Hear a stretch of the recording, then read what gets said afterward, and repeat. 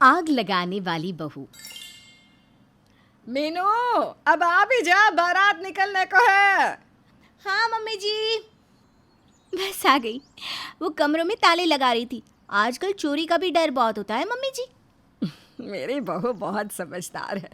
रिंकू और सिमरन के आने के बाद मैं पूरी तरह से जिम्मेदारियों से फ्री होकर आराम करूंगी बस। रिंकू और सिमरन की शादी एक साथ होती है और दोनों बहू बनकर पूनम के घर आ जाती है। घर आते ही रिंकू अपना रंग दिखाना शुरू कर देती है। रिंकू अपनी देवरानी सिमरन से कहती है, पता है सिमरन, मैंने मीनू भाभी को ये कहते हुए सुना कि सिमरन अपने घर से कुछ लेकर ही नहीं आई। एक भी कपड़े तुम्हारे मायके वालों ने अच्छे नहीं दिए हैं। मुझे तो ये सुनकर बहुत बुरा लगा, लेकिन भला मैं कर भी क्या सकती हूँ। क्या ऐसा कहा बड़ी भाभी ने? उनकी इतनी हिम्मत मेरे मायके वालों के बारे में कहेगी? मैं मुंह नोच लूंगी उनका। सिमरन कमर कसकर लड़ने के लिए मीनू के पास चली जाती है और रिंकू दोनों की लड़ाई के मजे लेती है। भाभी, मैंने आपको अपनी बड़ी बहन समझा और आप मेरे मायके वालों के लिए इतना बुरा भला कह रही हो। ये जितना आपका घर है ना, उतना मेरा भी घर है। आपको इन सब से कोई मतलब नहीं होना चाहिए कि मैं क्या लाई और क्या नहीं।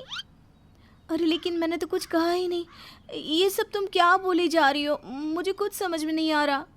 हाँ हाँ, आपको कहाँ से कुछ समझ में आएगा। मीनू रोने लगती है और दूर खड़ी रिंकू मज़े में चुस्की लेती रहती है।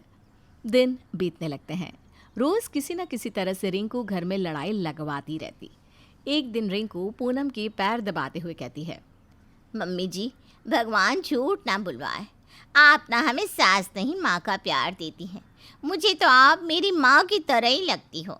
हाँ, तुम तीनों मेरे घर की रौनक हो।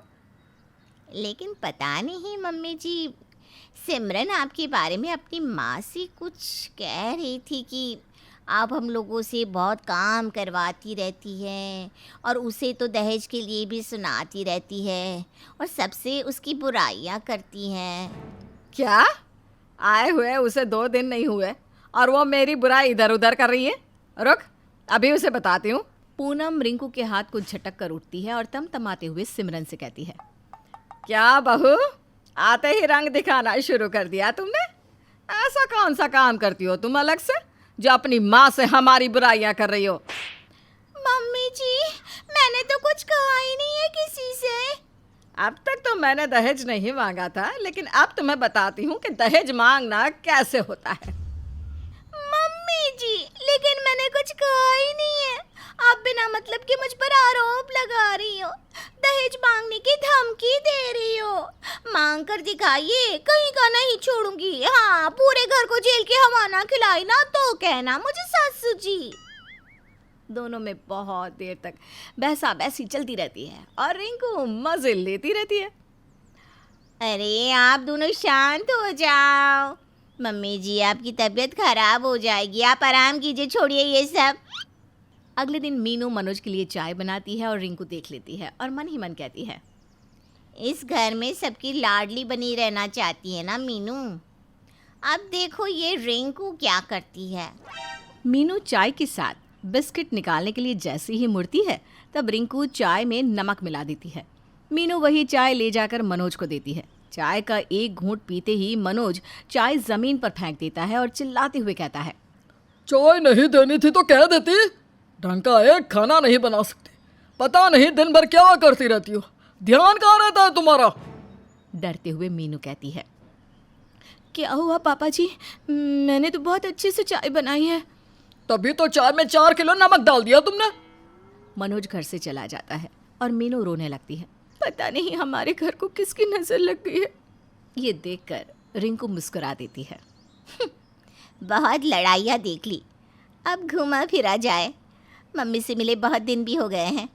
रिंकू अपने मायके चली जाती है। रिंकू के मायके जाते ही उसके ससुराल में पहले की तरह शांति हो जाती है। सब कुछ सही से चलने लगता है। बहुत दिनों के बाद घर में शांति लग रही है। बस इसी तरह से मेरा घर बना रहे। सब कुछ सही चलता है और महीने भर बाद रिंकू वापस अपने ससुराल आ जाती है और वापस आग लगाना शुरू कर देती है। आने के साथ वो मनोज और पूनम में लड़ाई लगवा देती है। जब देखो पेपर ही पढ़ते रहते हो और कोई काम नहीं है आपको? इतनी देर से कुछ बोल रही हूँ, सुनाई दे रहा है कि नहीं आपको? अरे भाई, मुझे तुम्हारी आवाज़ ही नहीं आई। मैं तो अभी छत से उतर रहा हूँ। तुम्हें तो बस मौका चाहिए मुझे सुनाने का। बुढ़ापे में सठिया गई हो तुम। दूर खड़ी रिंकू वही अपनी आदत से मजबूर हंस रही थी। बहुत दिनों के बाद लड़ाई की आवाज़ सुनाई दी है, मज़ा ही आ गया। अरे मुझे क्या पता था? मुझे तो रिंकू ने कहा था कि तुम कमरे में पेपर पढ़ रहे हो। ये सुनकर रिंकू बीच में ही बात को काट देती है। मम्मी जी, पापा जी, ये सब छोड़िए ना, क्या आप लोग भी बच्चे बने बैठे हैं? मम्मी जी देखिए, मैं आपके लिए क्या लेकर आई हूँ। रिंकू अपने फंसने के डर से बात घुमा देती है। दिन बीतने लगते हैं और वापस रोज़ घर में लड़ाई होने लगती है। फिर एक दिन मीनू सोचती है, पहले जब मैं और मम्मी जी थे तब तो लड़ाई नहीं होती थी, फिर जब मैं, मम्मी जी और सिमरन थे तब भी लड़ाई नहीं होती थी। कहीं ये रिंकू ही तो आग नहीं लगा रही। उस दिन भी रिंकू ने ही मम्मी जी से पेपर वाली बात कही थी। मीनू अब रिंकू पर नज़र गड़ाए रखती है, उसकी एक एक हरकतें नोटिस करती रहती है। एक रोज़ रिंकू जब अपनी माँ वसुंधरा से बात कर रही थी तब मीनू सब सुन लेती है। बेटा, इसी तरह घर में लड़ाइयाँ करवाती रहे, एक दिन घर में फूट पड़ ही जाएगी और सब अलग हो जाएंगे। फिर तू अपने सास ससुर की लाडली बहू बनकर सारी प्रॉपर्टी अपने नाम करवा लेना। हाँ मम्मी जी, वैसे भी मेरी सास मुझे बहुत मानती है। मेरा शक सही था, ये सब रिंकू और उसकी माँ कर रहे हैं। अच्छा हुआ मैंने रिकॉर्डिंग कर ली। अगले दिन जब नाश्ते की टेबल पर सिमरन और पूनम की लड़ाई होने लगती है तब मीनू रिकॉर्डिंग प्ले कर देती है। रिकॉर्डिंग सुनते ही सबके होश उड़ जाते हैं। पूनम रिंकू को तमाचा लगाती है। मेरे अच्छे खासे घर को तुमने बर्बाद कर दिया। अब तुम अपनी माँ के घर में ही रहना और वहीं आग लगाना। अपनी ही बेटी का घर तोड़ते हुए तुम्हारी माँ को शर्म नहीं आई? निकल जाओ मेरे घर से और मेरे बेटे की जिंदगी से। मुझे माफ़ कर दीजिए मम्मी जी, माफ़ी देकर हम एक और गलती नहीं करेंगे। सिमरन और मीनू रिंकू का हाथ पकड़कर उसे घर से बाहर निकाल देती हैं। अब हम कभी अलग नहीं होंगे, हम साथ साथ हैं।